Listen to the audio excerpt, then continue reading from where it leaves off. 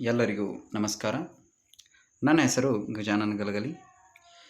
ಇವತ್ತಿನ ದಿನ ಎಲ್ಲ ವಿದ್ಯಾರ್ಥಿಗಳಿಗೆ ಅನುಕೂಲವಾಗುವಂತಹ ನಿಟ್ಟಿನಲ್ಲಿ ಎಸ್ಪೆಷಲಿ 10th ವಿದ್ಯಾರ್ಥಿಗಳಿಗೆ SSLC ಓದುವಂಥ ವಿದ್ಯಾರ್ಥಿಗಳಿಗೆ ಅನುಕೂಲವಾಗುವಂತಹ ಒಂದು ಟಾಪಿಕ್ಕು ಅದೇ ಪ್ರೇಮ್ ಕ್ವಶನ್ ಅಥವಾ WH ಕ್ವಶನ್ಸ್ ಅಂತ ಕರಿತೀವಿ.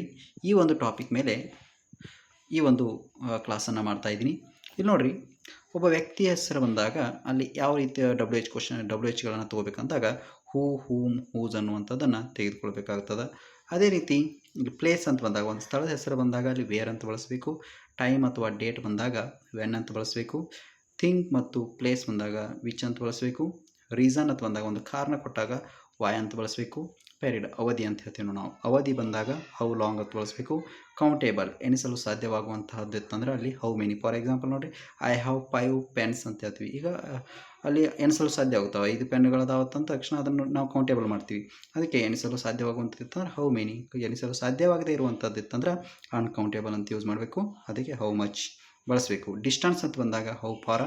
ಏಜ್ ಕೇಳಿದ್ರಂದ್ರೆ ಹೌ ಓಲ್ಡ್ ಅಂತ ಬಳಸಬೇಕು. ಹಾಗಿದ್ರೆ ಇಲ್ಲಿ ಕೆಲವೊಂದು ಎಕ್ಸಾಂಪಲ್ನ ನಾನು ನೀಡಿದ್ದೀನಿ.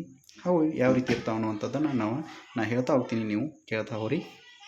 ಭಾಳಷ್ಟು ಈಸಿ ಇರುವಂಥದ್ದು. ನಾವು ಒಂದು ಸ್ವಲ್ಪ ಕಾನ್ಸಂಟ್ರೇಟ್ ಇದರಲ್ಲೇ ಮಾಡಿರಿ. ನೋಡಿರಿ, ಇಲ್ಲಿ Karthik goes to Mysuru to learn ಅಂತೈತಿ. ಹೌದಾ? ಮೊದಲು ಏನು ಮಾಡಬೇಕು ಅಂದ್ರೆ ಅಂಡರ್ಲೈನ್ ಹಾಕಿದಂಥದ್ದು ಏನೈತಿ ನೋಡ್ಕೋಬೇಕು. ಪರ್ಸನ್ ಅದಾನೋ, ಪ್ಲೇಸ್ ಐತೋ, ಏನು ಕೌಂಟೇಬಲ್ ಐತೋ ಅಥವಾ ರೀಸನ್ ಐತೋ ನೋಡ್ಕೋಬೇಕು. ಹಾಗೆ ರೀ ಟು ಲರ್ನ್ ಮೊದಲು ಕನ್ನಡದಾಗ ಅರ್ಥ ಮಾಡ್ಕೊರಿ. Karthik goes to Mysuru to learn. ಕಾರ್ತಿಕ ಮೈಸೂರಿಗೆ ಏಕೆ ಹೋಗುತ್ತಾನೆ. ಏಕೆ ಅಂದಾಗ ನಾವು ವಾಯ್ ಅಂತ ಬಳಸ್ಕೋಬೇಕು. ಹೌದಾ? ರೀಸನ್ ಆಯಿತಾ, ಯಾಕೆ ಹೊಂಟಾನವ, ಕಲಿಯಾಕೆ ಹೊಂಟಾನು. ಯಾಕೆ ಅಂದ ರೀಸನ್ ಆಯ್ತು. ಹಾಗೆ ಆ ಸೆಕೆಂಡ್ ಒನ್ ಏನು ಮಾಡಬೇಕು, ಇದು ಯಾವ ಟೆನ್ಸ್ ಒಳಗೈತೆ ಅನ್ನುವಂಥದ್ದನ್ನು ನಾವು ನೋಡ್ಕೋಬೇಕಾಗುತ್ತೆ. ಗೋಸ್ ಅಂತ ಬಂದೈತೆ. ಗೋಸ್ ಬಂದೈತೆ ಅಂದ ತಕ್ಷಣ ಇದು ಸಿಂಪಲ್ ಪ್ರೆಸೆಂಟ್ ಟೆನ್ಸ್. ಗೋ ಮತ್ತು ಗೋಸ್ ಬಂದಾಗ ಅದು ಸಿಂಪಲ್ ಪ್ರೆಸೆಂಟ್ ಟೆನ್ಸ್ ಆಗಿರ್ತದೆ.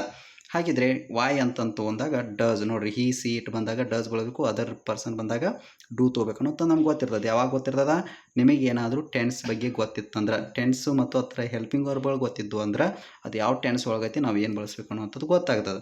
ವೈ ಡಸ್ ಕಾರ್ತಿಕ್ ಅಂತ ಹೋಗ್ಬೇಕು. ಇಲ್ಲಿ ಗೋಸ್ ಅಂತೈತಿ, ಇಲ್ಲಿ ಡಸ್ ಬಳಸಿರೋ ಕಾರಣಕ್ಕಾಗಿ ಇಲ್ಲಿ ಗೋ ಅಂತ ಹೋಗ್ಬೇಕು. ಆಮೇಲೆ ಟು ಮೈಸೂರು ಅಂತ ಹಾಕಿ ಕ್ವಶನ್ ಮಾರ್ಕ್ ಇಟ್ಟರೆ ಇದು ಮುಗೀತು. ನೋಡಿರಿ ಎಷ್ಟು ಈಸಿ ಐತಿ. ಆಮೇಲೆ ನೋಡಿರಿ, ಎರಡನೇ ಕ್ವಶನು, ಪುಷ್ಪ ಸ್ಟಡೀಡ್ ಗ್ರಾಮರ್ ಎಸ್ಟರ್ಡೇ ಅಂತ ಐತಿ. ಎಸ್ಟರ್ಡೇ ಅಂತ ನೋಡಿರಿ, ಅಂಡರ್ಲೈನ್ ಎದಕ್ಕೆ ಹಾಕ್ಯಾರು, ಎಸ್ಟರ್ಡೇ. ಎಸ್ಟರ್ಡೇ ಅಂದರೆ ಯಾವಾಗ ಗ್ರಾಮರ ಕಲ್ತಿದ್ಲು ಅಂದರೆ ನಿನ್ನೆ ಕಲ್ತಿದ್ಲು. ಯಾವಾಗ ಅಂದ ತಕ್ಷಣ ಏನಂತೀವಿ ನಾವು, when.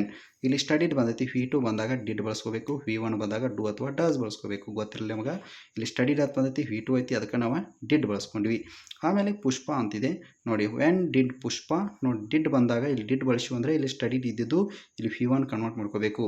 When did Pushpa study grammar ಅಂತಂದು ನಾವು ಆನ್ಸರ್ ಮಾಡಬೇಕಾದ್ರೆ ಇದು ಕ್ವಶನ್ WH ಕ್ವಶನ್ ಮಾಡುವಂಥದ್ದು. ಆಮೇಲೆ ನೋಡಿ, ಇಲ್ಲಿ Ramya's marriage is on 21 March ಅಂತೈತಿ. ಹೌದಾ? ಯಾವಾಗ ರಮ್ಯಾನ್ ಮದುವೆ ಐತಿ ಅಂತಂದು, ಯಾವಾಗ ಅಂದ ತಕ್ಷಣ ಏನಂತೀವಿ ನಾವು, ವೆನ್ ಅಂತ. ಇಲ್ಲಿ ಈಸ್ ಬಂದೈತಿ, ಅದಕ್ಕೆ ಈಸ್ ಬಳಸಿ. ವೆನ್ ಈಸ್ ರಮ್ಯಾಸ್ ಮ್ಯಾರೇಜ್ ಅಂತ ಮಾಡಿದ್ವಿ ಕ್ವಶನ್ ಮಾರ್ಕ್ ಇಡಬೇಕು. ಎಟ್ ಈಸ್ ಐತಲ್ರಿ. ನೋಡಿ, ನೆಕ್ಸ್ಟ್ ಕ್ವಶನ್, ಅನಂತ್ ಸ್ಕೂಲ್. ನೋಡಿರಿ, ಅನಂತ್ ಅಥವಾ ಇನ್ನೊಂದು ಐತಿ, ಅನಂತ್ ಸ್ಕೂಲ್ ಈಸ್ 3 ಕಿಲೋಮೀಟರ್ ಅವೇ ಅಂತೈತಿ.